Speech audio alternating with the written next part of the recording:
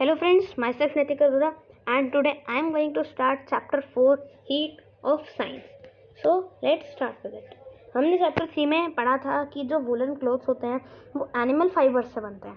हमने ये भी पढ़ा था कि जो कॉटन क्लोथ्स होते हैं वो प्लांट फाइबर से मिलके बनते हैं और हम वुलन क्लोथ्स को सर्दियों में पहनते हैं जब बाहर थोड़ी ठंड होती है. और वुलन क्लोथ्स जो होते हैं वो हमें गर्म रखते हैं और हम प्रेफर करते हैं लाइट कलर क्लोथ्स, मतलब वाइट कलर के या फिर थोड़े लाइट कलर के जो क्लोथ्स होते हैं कॉटन वाले, हम उन्हें गर्मियों में पहनना ज़्यादा प्रेफर करते हैं और ये हमें एक फीलिंग देते हैं कूलनेस की.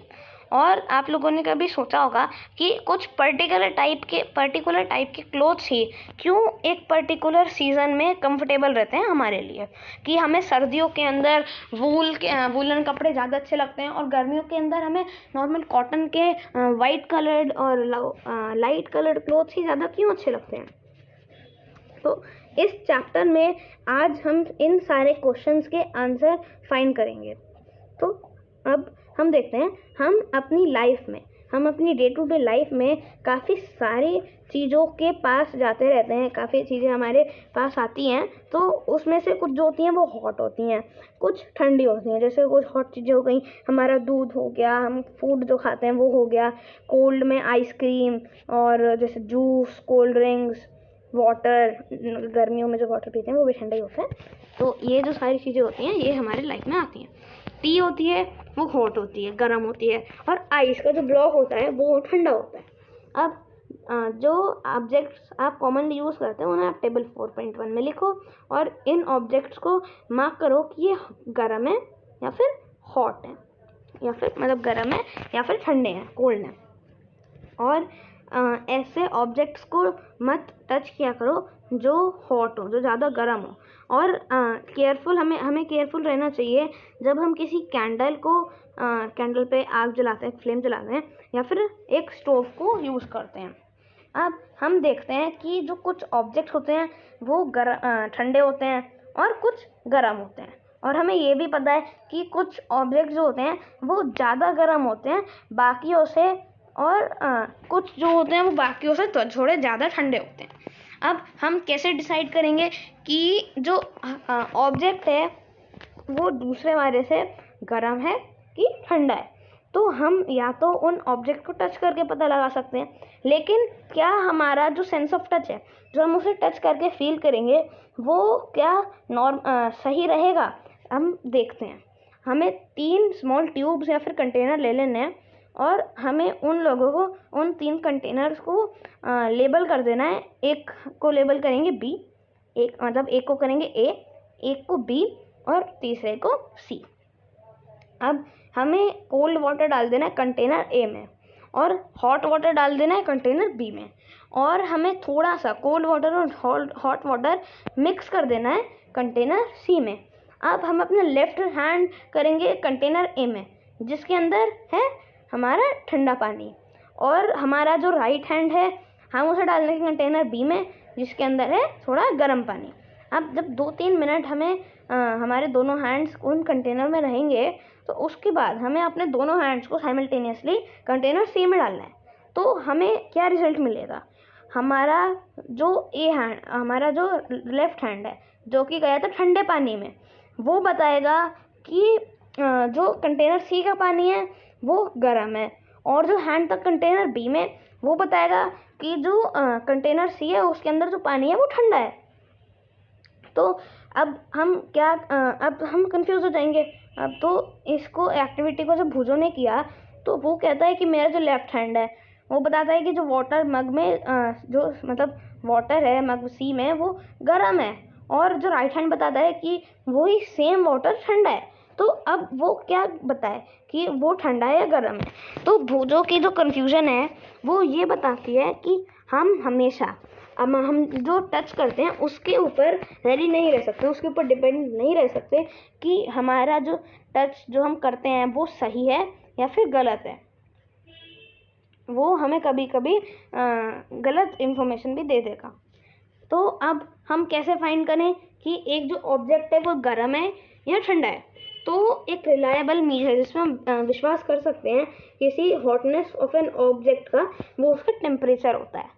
अगर हम किसी भी ऑब्जेक्ट को लेंगे तो उसका कुछ टेम्परेचर होगा जो बताएगा कि ये गर्म है कि ठंडा है। तो एक जो टेम्परेचर होता है हम उसे मेजर कर सकते हैं एक डिवाइस से, जिसको हम क्या कहते हैं, थर्मामीटर। थर्मामीटर आप लोगों ने अपने घर में ज़्यादातर देखा ही होगा।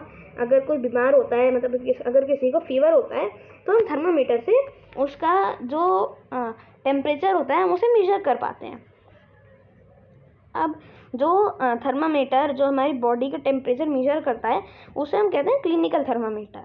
अब हमें एक थर्मामीटर को अपने हैंड में पकड़ना है और उसे एग्जामिन करना है अच्छे से।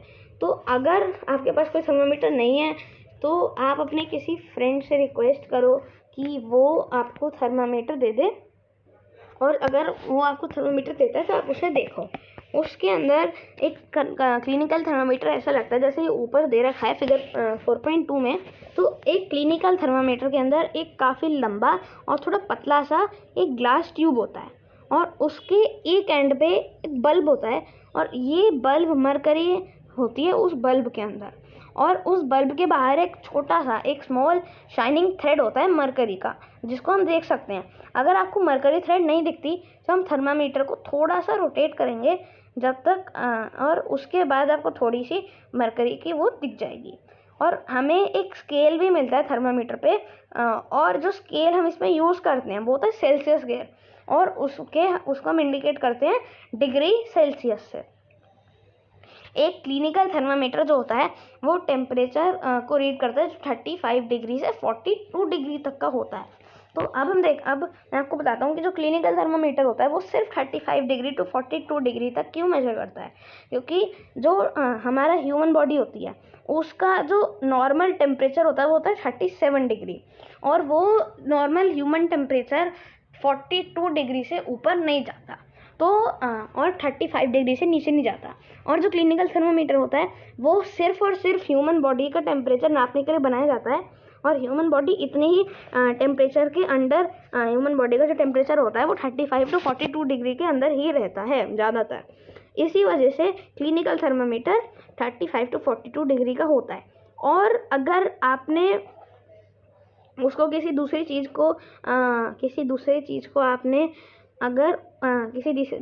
को आपने उससे मेजर किया, उसका टेम्परेचर आपने उससे मेजर किया, तो अगर वो 35 टू 42 डिग्री के अंदर नहीं हुआ तो आपका जो हमारा जो थर्मामीटर होता है वो टूट सकता है और मरकरी उसके बाहर आके गिर सकती है।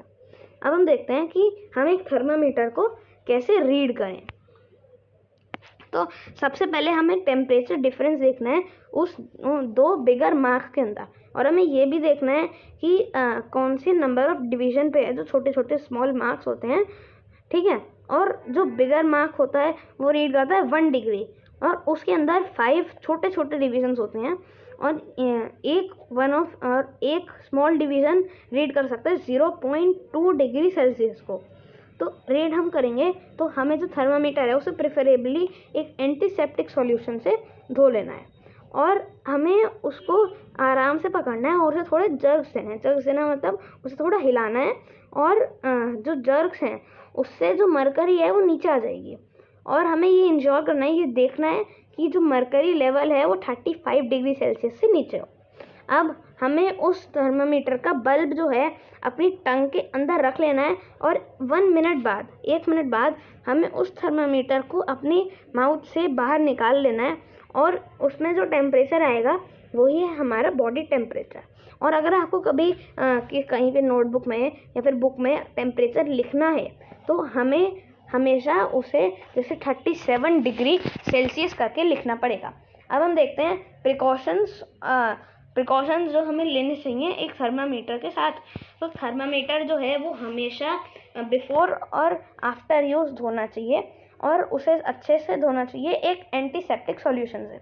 और हमें ये भी देखना है कि अगर हमने किसी का टेम्परेचर मेजर करना है तो हमें ये इंश्योर करना पड़ेगा कि जो मरकरी लेवल है वो 35 डिग्री सेल्सियस से कम हो, और हमें थर्मामीटर को रीड करना है जो मरकरी का लेवल है लाइन ऑफ साइट से।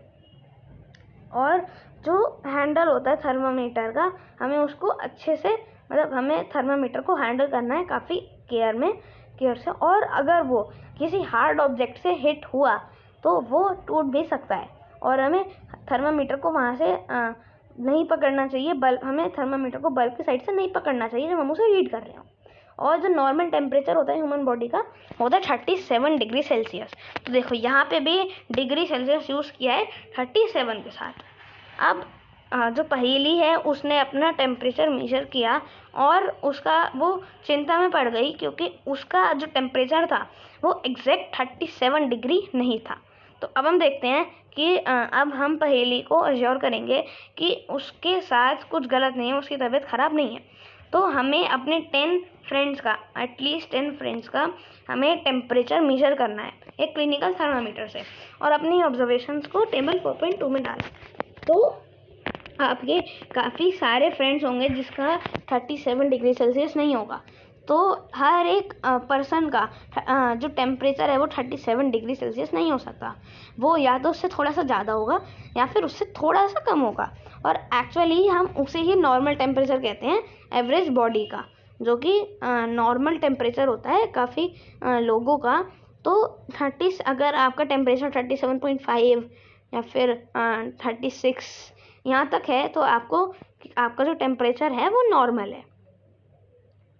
और जो क्लिनिकल थर्मामीटर होता है वो सिर्फ ह्यूमन बॉडी का टेम्परेचर मेजर करने के लिए बनाया होता है।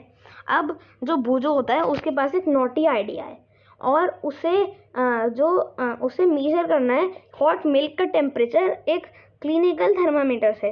तो पहेली ने उसे रोक दिया ऐसा करने से।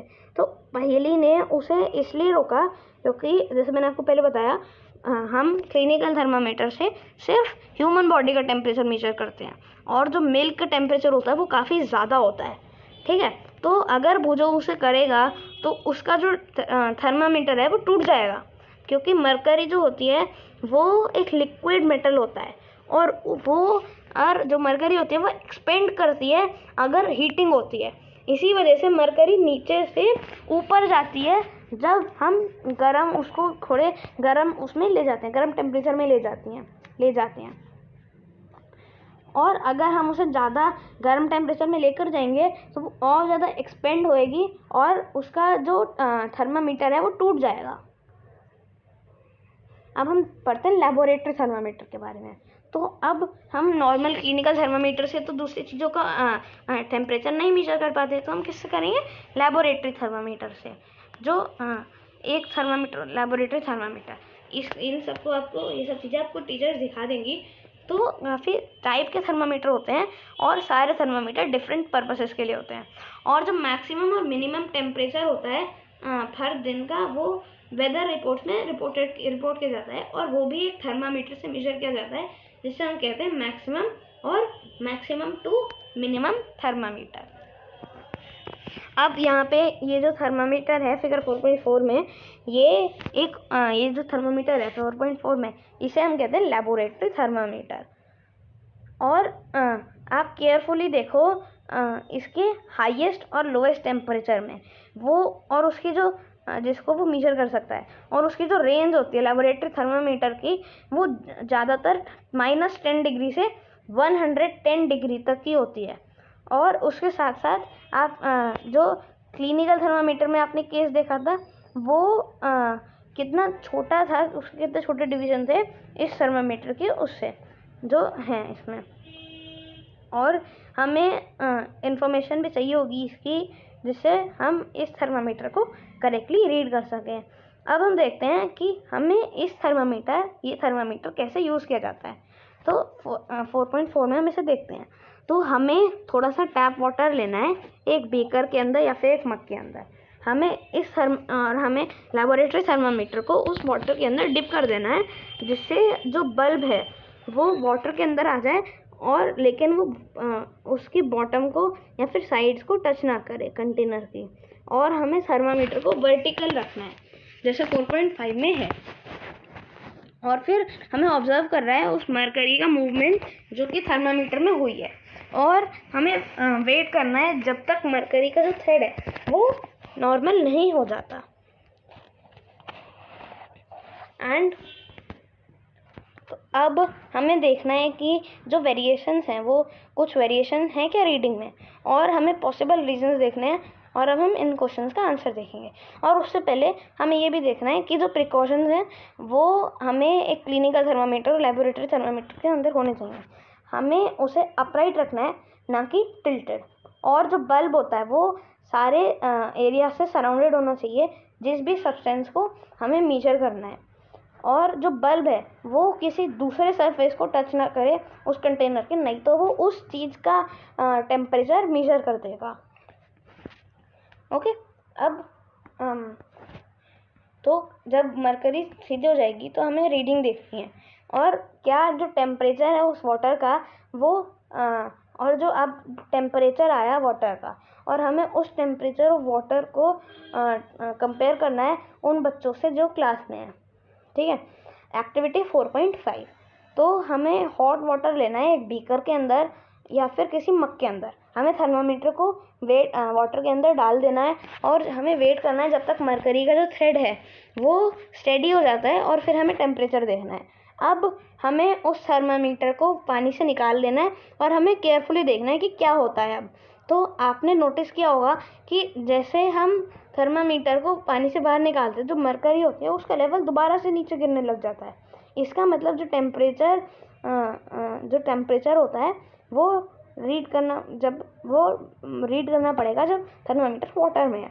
और आपको याद होगा कि जब आपने अपना खुद का टेम्परेचर लिया था तो पड़ा था